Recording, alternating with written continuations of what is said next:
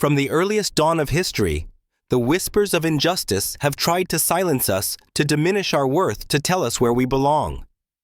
We've been told to step aside, to accept less, to simply endure. But what happens when silence is no longer an option? What happens when one woman, a woman who embodies strength and grace, decides that enough is simply enough?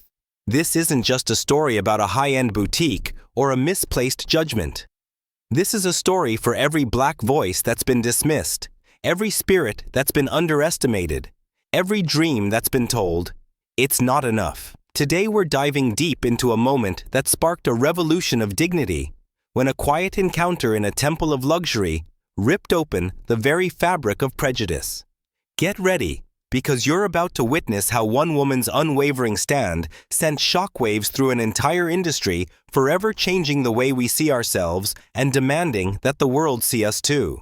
The sun was just beginning its ascent over the vibrant, sprawling metropolis of Chicago, its first golden rays kissing the towering glass facades that lined its most exclusive avenues. The air hummed with the city's morning rhythm, a symphony of distant sirens, the gentle murmur of early commuters, and the occasional crisp clang of a streetcar.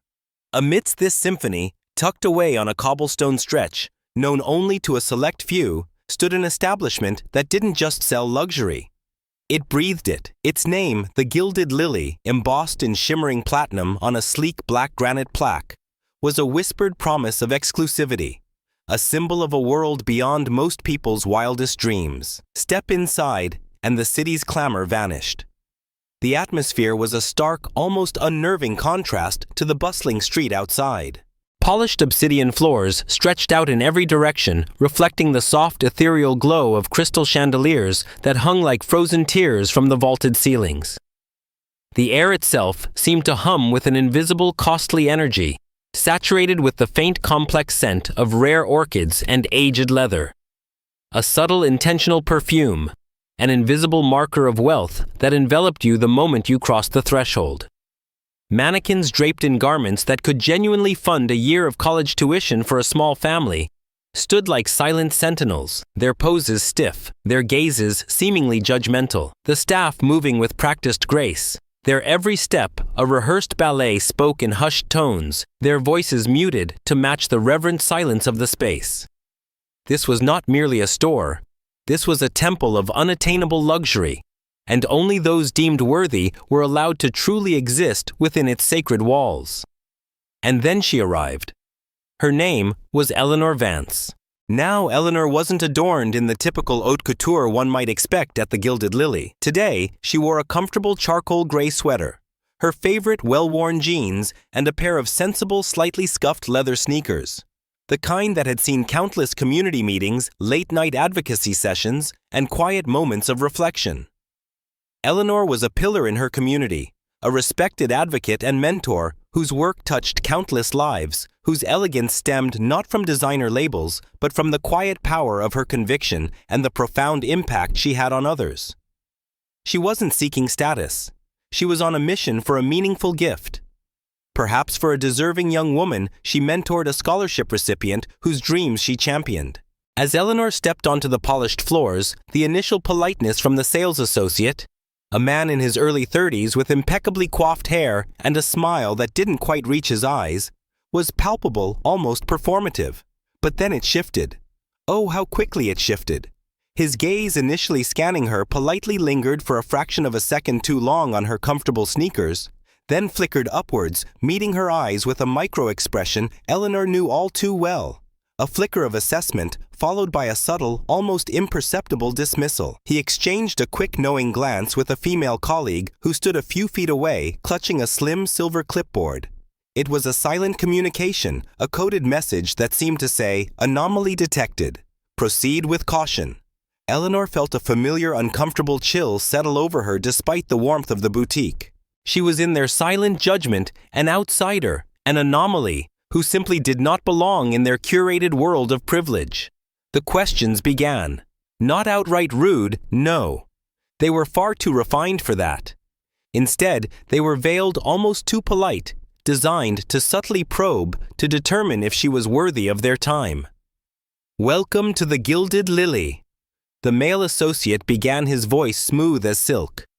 May I ask what sort of specific piece you are looking for today? Most of our collections are quite exclusive, one of a kind. Perhaps you have a particular style or price point in mind. Eleanor, accustomed to navigating such subtle currents, simply smiled.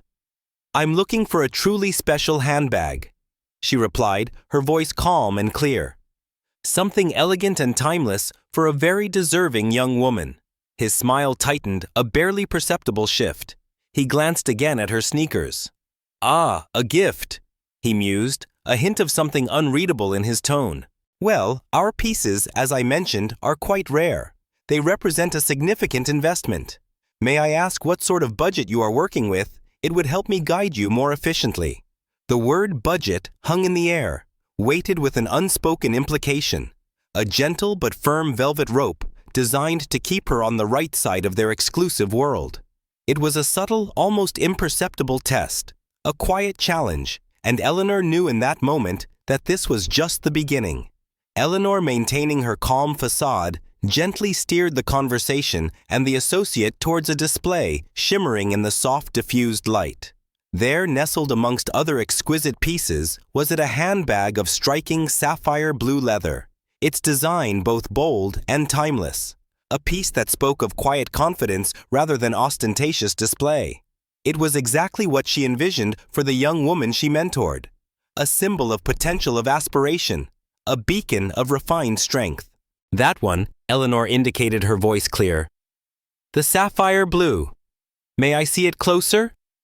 The male associate paused a microscopic hesitation before reluctantly retrieving the bag. He held it out, not quite offering it, but presenting it with a curated distance, as if the very air around it was too precious to be disturbed. His tone, already tinged with condescension, now carried a new edge of thinly veiled disdain. Ah, the celestial bloom, he announced, his voice almost a purr of self-importance. A truly exceptional piece. Hand-stitched in Florence, limited edition, of course. It's from our private collection, highly sought after by our most discerning clientele. He paused, letting the words hang in the air, then delivered the number as if it were a final, insurmountable barrier. It's priced at $75,000. The figure wasn't just spoken. It was deployed, a silent weapon meant to make her recoil, to confirm their initial assessment of her unworthiness. Before Eleanor could respond, a woman in a perfectly tailored suit, clipboard clutched tightly in her hand, glided over. This was Ms. Albright, the boutique's manager. Her expression a practiced blend of severe professionalism and detached superiority. She offered Eleanor a tight, almost imperceptible smile. A mere twitch of the lips. "Good morning," she intoned, her voice crisp and authoritative. "I see you're admiring the celestial bloom." She turned to the associate, a silent signal passing between them. Then her gaze returned to Eleanor, sharp and assessing. And here came the first undeniable jab, cloaked in the deceptive velvet of policy. "Ms. Vance," Ms. Albright began, her tone meticulously polite. "While we appreciate your interest in such an exquisite piece, items from this particular collection are reserved for clientele with established purchase histories at the Gilded Lily. It helps us maintain the exclusivity of our brand, you understand. We value the relationships we build with our long-standing patrons." Established purchase histories. The words echoed in Eleanor's mind, not as a polite clarification, but as a deliberate, calculated insult. This wasn't just about the price tag. This was about a manufactured barrier, an invisible wall designed to keep certain people out, to preserve an artificial hierarchy, based not on genuine appreciation for beauty, but on an arbitrary record of past spending. It was a subtle yet insidious form of exclusion, dressed in the guise of exclusivity. Eleanor felt that familiar heat beginning to rise within her, a mix of frustration and a weary resolve. She recalled countless past encounters, the dismissive glances in high-end restaurants, the overly zealous security guards in department stores, the subtle shifts in tone when her quiet strength was mistaken for meekness.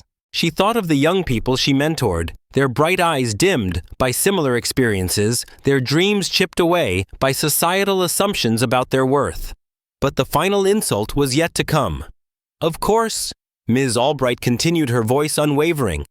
If you are serious about such a significant investment, we would be happy to run a credit check before finalizing the purchase. It's standard procedure for purchases of this magnitude, especially for new clients, to ensure a smooth and secure transaction. A credit check. For a handbag. For Eleanor Vance. The polite veneer shattered. It wasn't about security. It was about humiliation. It wasn't standard procedure. It was prejudice, a deliberate attempt to shame her, to confirm their preconceived notions. Her composure, carefully maintained throughout the subtle jabs, finally cracked, though only slightly. A spark ignited in her eyes, a quiet fire that had fueled countless battles for justice. In that moment, she didn't just feel insulted. She felt a deep burning indignation for every person who had ever been made to feel less than because of their appearance, their background, or the color of their skin. This wasn't just about her, not anymore. This was about the insidious silent chains that tried to bind so many. The cool Chicago air hit Eleanor's face as she stepped out of the Gilded Lily, but it brought no solace. The sting of their judgment lingered sharp and unforgiving, a bitter aftertaste in her mouth. She could feel the familiar weight of injustice, that insidious burden that so many carry, the quiet shame of being dismissed, undermined, and rendered invisible, simply for existing outside of someone else's narrow, prejudiced definition of worthy. Every fiber of her being screamed to just keep walking, to let the anonymity of the city swallow her anger, to simply forget this degrading encounter. After all, what was one more brush with petty prejudice in a lifetime of navigating such insidious currents? She was a busy woman with important work to do. Why waste another moment on people who clearly didn't deserve it? But then she stopped. Just a few paces from the opulent facade, Eleanor paused. She closed her eyes for a moment, taking a deep, fortifying breath. She thought of the countless faces she'd encountered through her advocacy work. The young women who doubted their brilliance because of someone else's low expectations. The families who struggled for dignity in systems designed to overlook them. She thought of the insidious nature of silence, how it allows prejudice to fester and grow unchecked and unchallenged. If she, Eleanor Vance, a woman of privilege and platform, chose to walk away, what message would that send? Not just to them, but to every soul who felt the quiet ache of injustice but dared not speak. The weight of that thought was far heavier than the insult she'd just endured. This wasn't just about a handbag or a credit check or a fleeting moment of humiliation. This was about drawing a line in the sand. This was about dignity, and so Eleanor turned. Her spine straightened, her shoulders squared, and a quiet fire, long banked, now flared brightly in her eyes. Her walk back towards the Gilded Lily was not hurried, not angry. It was deliberate. Each step resonated with a newfound purpose, a silent declaration. She pushed through the heavy glass doors again, and the hushed atmosphere within the boutique seemed to hold its breath at her reappearance. The sales associate, who had just been tidying a silk scarf, froze. Ms. Albright, the manager, looked up from her clipboard, her perfectly composed face momentarily faltering. A flicker of surprise, then mild annoyance crossing her features. Eleanor's presence, previously dismissed, now commanded every ounce of their attention. She walked directly towards Ms. Albright, her gaze unwavering. "I want to speak with the manager," she stated, her voice calm, clear, and cutting through the artificial silence like a finely honed blade. There was no anger, no shouting, just an undeniable authority that seemed to emanate from her very being. Ms. Albright, recovering her composure, offered another tight smile. "I am the manager, ma'am, and as I explained our policy—" Eleanor held up a hand, a subtle but firm gesture that silenced her. "Ms. Albright," she interjected, her voice still measured, "the way I was treated here today was completely unacceptable. Your associate made assumptions about my ability to purchase based purely on my appearance, and you reinforced that prejudice by demanding a credit check for a standard luxury item, citing a baseless, established purchase history policy. These are not policies. These are thinly veiled, discriminatory practices." The manager's face stiffened. The male associate shifted uncomfortably behind her. "Ma'am, I assure you we have very strict standards in place to ensure that all our clients receive the best possible service." Ms. Albright retorted, her voice now edged with defensiveness. Standards that apparently include making assumptions about people based on their appearance. Eleanor countered, her voice rising slightly, imbued with an unwavering moral conviction. Tell me, Miss Albright, what about me, dressed as I am, suggested that I wasn't worthy of being treated with the basic respect you afford your long-standing patrons? What part of my calm demeanor or my simple question about a handbag justified the immediate suspicion, the whispered judgments, and the ultimate humiliation of being asked for a credit check? Ms. Albright's composure finally cracked. Her face flushed, and her eyes darted nervously between Eleanor and the few other stunned customers now watching. Look, ma'am, we reserve the right to refuse service to anyone, she snapped, a desperate attempt to regain control to shut down the conversation. Her politeness had vanished, revealing the ugly truth beneath. She was trying to kick Eleanor out again, not with subtle policies, but with blatant aggression. But Eleanor stood her ground unshaken. And I reserve the right to demand respect, she replied, her voice dropping to a low, powerful tone that resonated through the quiet boutique. And to expose injustice when I see it. You think you can treat people this way behind your velvet rope and your exclusive policies and get away with it? You are wrong. The silence Eleanor left behind in the Gilded Lily was deafening. But it wouldn't last. She walked out, her resolve, ironclad, the fire in her eyes still burning bright. This wasn't just about a personal grievance. It was about exposing a systemic flaw, a pervasive undercurrent of bias that far too many people quietly endured. As a seasoned advocate, Eleanor knew that real change didn't happen in hushed confrontations behind closed doors. It happened when the light of public scrutiny was shone unsparingly on injustice. Back home, Eleanor didn't stew in her anger. Instead, she sat down with her trusted partner, a quiet, brilliant mind who understood the mechanics of public impact. This wasn't going to be a mere complaint filed. This was going to be a carefully orchestrated public statement. They discussed the platforms, the timing, the message. This was the first strategic twist. Eleanor's initial return to the boutique wasn't just impulsive anger. It was a deliberate, calculated move to set the stage. The outrage she displayed was genuine, but her decision to speak up was a well-thought-out plan. She wanted to expose the velvet rope mentality, not just for herself, but for every individual who had ever been made to feel unwelcome, unworthy, or invisible. She reached out to trusted journalists, seasoned activists, and social media strategists who knew how to turn a single story into a nationwide conversation. The very next day, the scene at the Gilded Lily was dramatically different. Eleanor Vance walked through those heavy glass doors again, but this time she wasn't alone. The hum of a camera crew, the clicking of professional photographers, and the sharp, inquisitive questions of reporters shattered the boutique's accustomed silence. Ms. Albright, now looking genuinely flustered, her tailored suit appearing suddenly rumpled, stammered a few polite but vague apologies. The male associate simply stared, pale and wide-eyed. Eleanor, standing tall amidst the flashing lights, her voice calm but resolute, addressed the cameras. "This isn't just about me," she began, her words carrying the weight of decades of advocacy. "It's about the quiet prejudice that exists in places like this, the kind that people rarely see, but that affects so many of us every single day. It's about the subtle judgments, the microaggressions, the unspoken rules that decide who belongs and who doesn't. Today we're shining a light on those silent chains." The footage of her firm, unwavering stance, coupled with the previous day's humiliating encounter, captured on a discreet phone camera by a quick-thinking friend who had met her briefly that day, another small, unexpected twist went viral within hours. The response was immediate and overwhelming. Social media exploded. Hashtags like #RespectMatters and #HatEquality in retail trended quickly, gaining traction across the nation. Eleanor's phone buzzed incessantly with messages of solidarity. Strangers from all walks of life, from different cities and backgrounds, began sharing their own stories.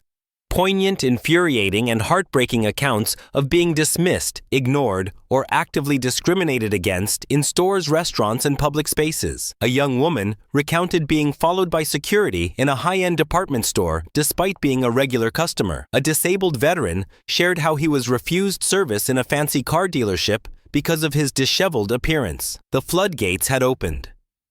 To amplify these voices, Eleanor helped organize a virtual town hall meeting. The screen filled with faces, old and young, Black, white, Latino, Asian, all sharing their raw emotional testimonies. Eleanor, a featured guest, listened intently, her heart heavy, her resolve strengthened. Callers from across the country poured out their experiences. "I went to buy a watch for my father's retirement." One woman recounted her voice trembling, "And the salesperson kept directing me to the cheaper display even after I told her my budget was ample." Another man, his voice thick with pain, shared, "They asked me to show proof of funds before I could even try on a suit. They didn't ask the white guy next to me." Eleanor listened, nodding, offering words of encouragement, validating their shared pain. "Your story matters," she told them, her voice a balm. "Your experience is real. You are not alone." This collective outpouring transformed Eleanor's personal incident into a national conversation. It wasn't just a scandal for one boutique. It was a reckoning for an entire industry. The echoes of injustice, once silent, now resonated across the nation, demanding to be heard, demanding change. And for the first time, many businesses previously hidden behind their velvet ropes realized they could no longer afford to ignore them. The question was, what would they do about it? The ripples from Eleanor Vance's courageous stand quickly became waves. The Gilded Lily, under intense public pressure and facing a storm of negative publicity, released a carefully worded apology.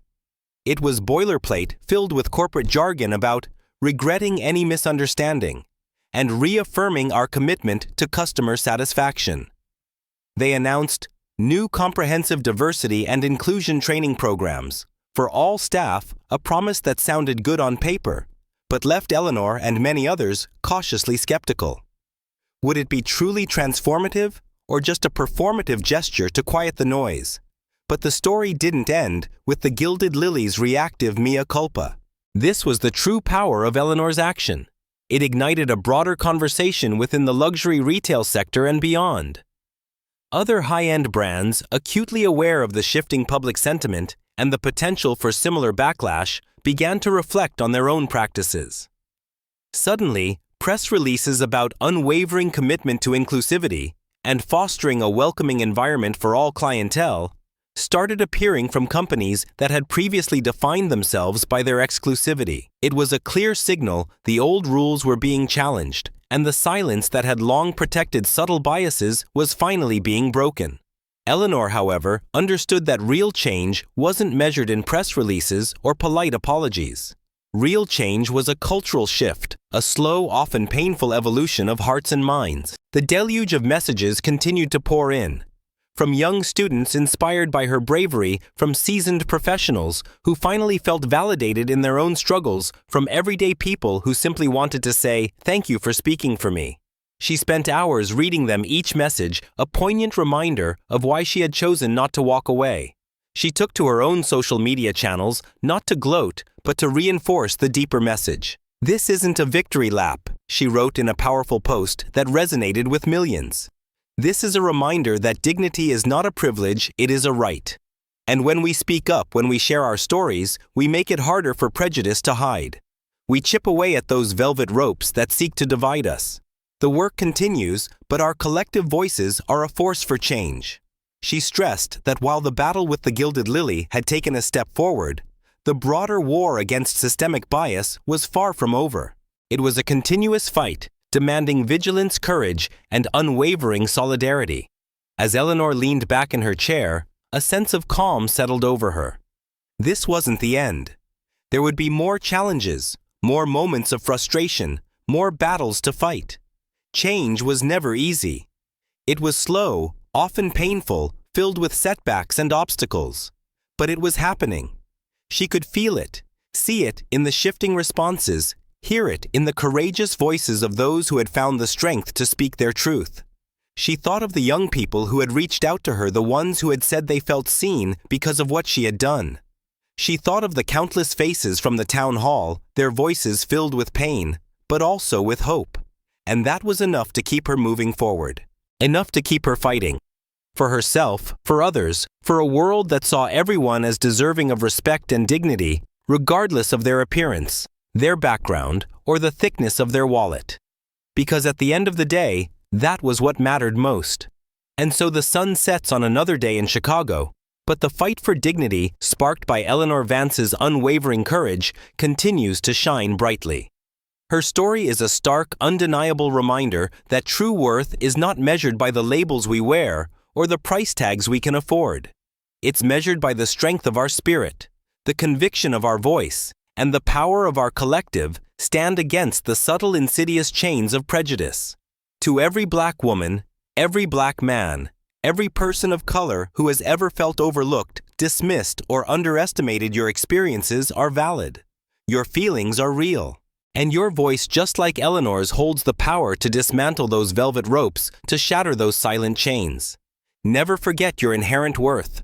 Never dim your light for someone else's comfort.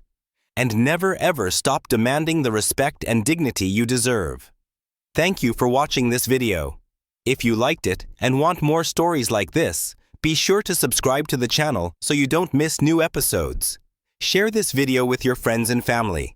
Together we can change the way we look at important things. And don't forget that there are many more inspiring stories to come, so stay tuned.